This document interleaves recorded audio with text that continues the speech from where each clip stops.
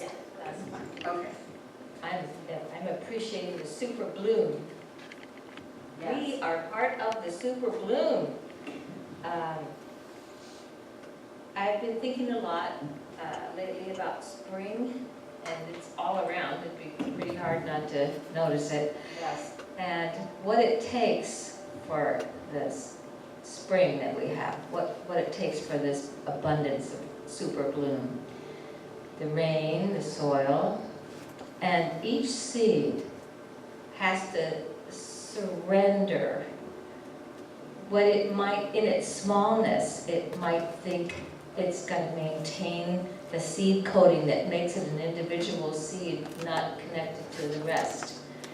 But when that seed sits in water, it softens and allows itself to open, that's the only time it will grow. Some seeds don't grow, they don't open. But when they crack and allow and surrender.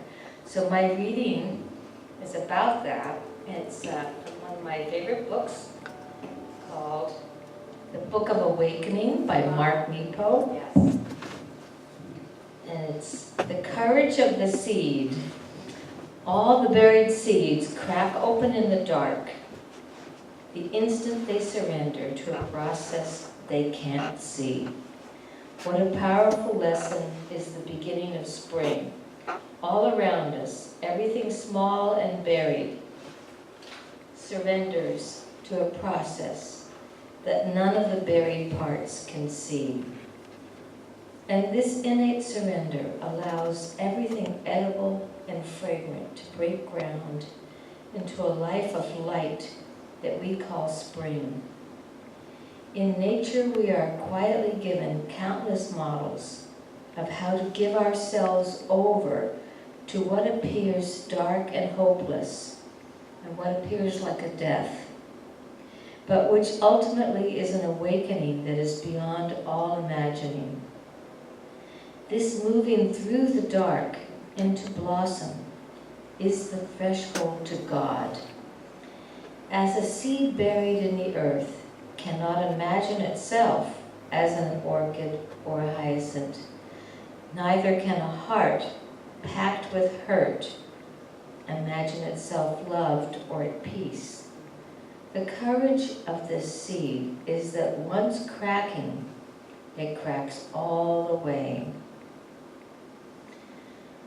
And this is what I know, that this beautiful moment of surrender is the opening for each one of us to connect to our source. And this source is the one loving energy that is all creation. It is power, beauty, wisdom beyond any comprehension. And as I am aware that I am part of this, it engulfs my entire being and everyone around me. And we know that we are present to this one energy, and we allow this spirit, this energy, this God to transform our lives. We allow and surrender. We are willing to the growth, the next step for each of us.